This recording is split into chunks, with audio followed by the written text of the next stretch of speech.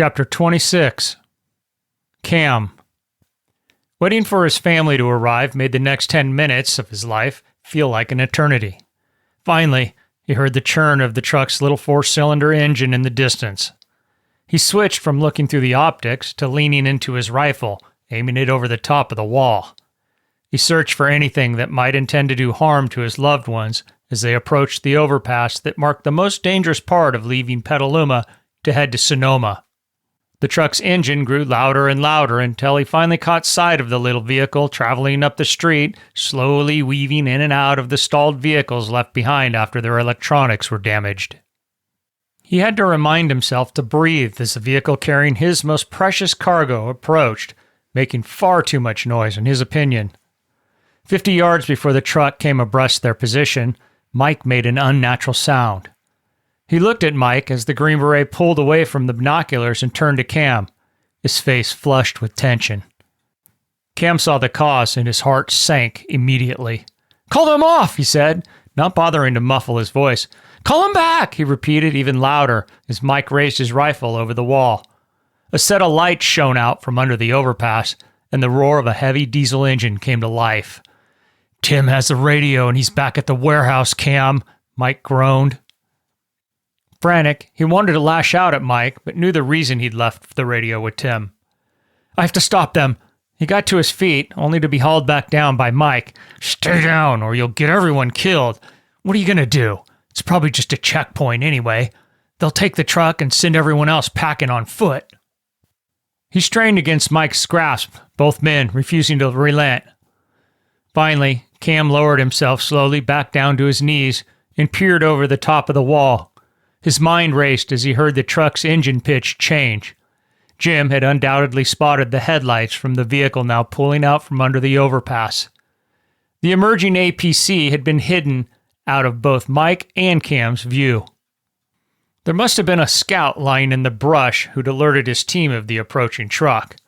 The truck slowed as a large ZBL-09 APC crawled up the gentle slope and blocked eastbound Washington Street. "Go!" he hissed under his breath as the truck slowed even more. The last thing he would have done was stop so he could be contacted by a force that, once they had their hooks into you, would essentially control you. "Go!" he whispered again, his voice almost pleading. Mike had released his shirt, his hand now resting on Cam's shoulder. "Take it easy, man. We don't want to start a gunfight with that rig." "Why the hell is he stopping?" Cam snapped. Mike shrugged as if he held no answer. In truth, he knew Jim was a cop, used to complying with orders, and that's why he ground to a halt 20 yards from the APC. Mike made a mental note to make sure Alex and Manny were aware of the sudden change in culture when it came to the Koreans. He needed them all to resist, not comply. They would have to shoot first and ask questions later if they were going to remain free. If only Jim had made an immediate left turn into the neighborhoods when he first spotted the APC, there would have been no way the Koreans could have caught him in their much larger and slower armored vehicle.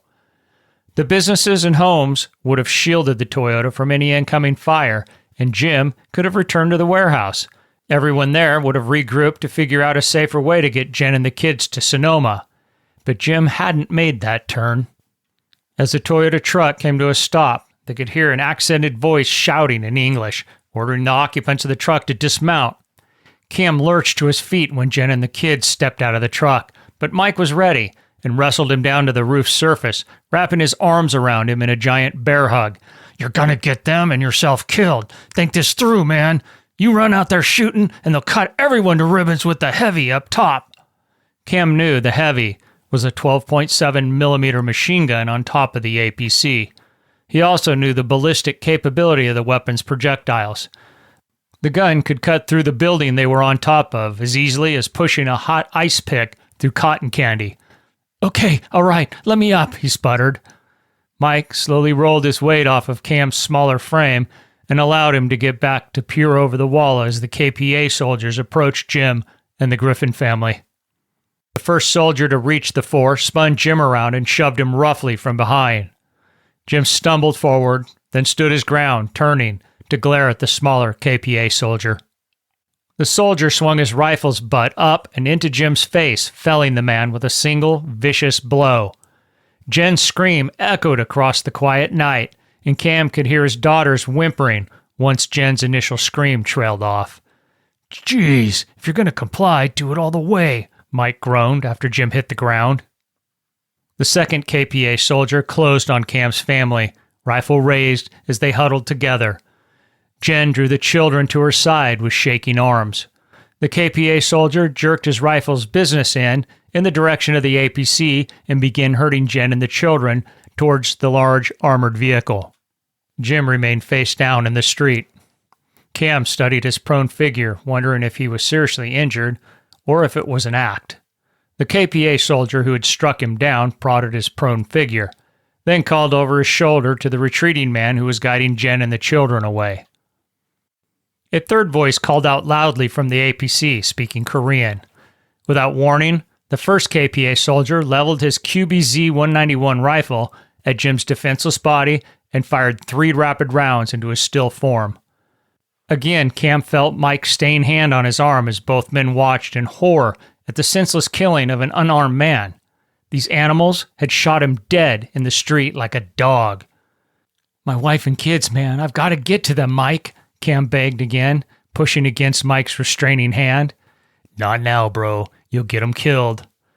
"They're all dead, man. Every one of them and any others I can find," Cam fumed, though he no longer struggled against Mike's grip. "Oh yeah, buddy, we're going to kill a lot of those guys. Just as soon as we can figure out where they're all at." "I mean now. I can't just let them take my family." "Take it easy, Cam. We'll get your kids and wife back. But we got to be careful," Mike warned. He pulled the binoculars to his eyes and watched the shadowy forms of his wife and 2 children being pushed along through the grass and down a small slope where they disappeared under the overpass. Even after fighting a war, the American mind wasn't conditioned to witness something like Cam had just seen. The sight of his family disappearing under the overpass felt like he'd just lost them all, and while he held on using what little self-control he still retained, the chaos in his mind threatened anarchy. The engine on the APC revved, and it backed down the slope, repositioning itself under the overpass out of Cam's field of view. A moment later, another engine sounded, and a truck sped out from under the overpass, heading north in the southbound lanes of Highway 101. Cam jerked away from Mike and scuttled across the rooftop, careful to stay low as he moved to the hatch opening. Mike followed close behind, and soon both men were inside the bank building again. Cam swept through the structure, gun up, heading toward the door they'd entered through. "Hold up, what's your plan?" Mike hissed, trying to keep up. "Follow that truck," he answered over his shoulder as he pushed the door open and stepped out onto the sidewalk outside. Mike closed the door, careful not to allow it to slam shut, then ran to catch Cam. "It's gone, bro. You need a new plan." When he reached the bicycles, Cam ripped his own out from under the ivy before turning to stare in the direction the truck had taken his family. He could no longer see the taillights, even in the darkness of night. The truck was gone, and his only mode of transportation was no match for a motorized vehicle. What had begun as a well-thought-out plan for getting his family to safety had somehow morphed into a flying by the seat of his pants improvisation with no real good options on the horizon. His shoulders suddenly felt very heavy, and his mind sluggishly tried to understand how one moment his family had been on their way to a safe place, and the next second they were whisked away by North Korean soldiers who'd also murdered his family's driver, a man who'd volunteered to risk his own life to safeguard theirs. Staring into the black void left by the Korean truck, Cam's fist balled as rage rumbled in his gut. "No, not like this, Cam," Mike said, heading off what he knew was coming. "I'm gonna kill as many as I can, Mike. Get out of my way." "You're gonna get killed, and when we find your wife and kids, I'm gonna have to explain what you did," the Green Beret cautioned, laying a comforting hand on his shoulder. The contact between the 2 men was different from what it had been on the rooftop and served to stop Cam from going off half-cocked. "They need you, and we need you. We'll grab one of these guys and get the information we need out of him." The thought of kidnapping and extracting information from one of the Koreans seemed to calm Cam. Think. Now we know where one of their checkpoints is. There has to be a detention spot close by for people they think will cause issues with their supply line, Mike finished. No one speaks Korean, Cam pointed out, knowing his face was a mask of defeat, but not caring. Our cops will know where to find one. Cam just grunted as he cast a baleful look to the north, to where they'd taken his family. As the two rode, Mike's head felt like it was on a swivel after what they'd seen, and his rifle was assembled and slung across his back. He pumped his legs harder and pulled up beside Cam. What's up north of here? Cam took his eyes off the dark sidewalk he was navigating to glance at his companion. What do you mean? I mean, what place could they use to store people? Mike huffed, his legs pumping away on the pedals. Cam rode in silence for a few seconds while he thought, then shrugged. Santa Rosa is the closest big city up north, but I have no idea where they'd take people. We need to snatch one of these guys, and soon. Agreed.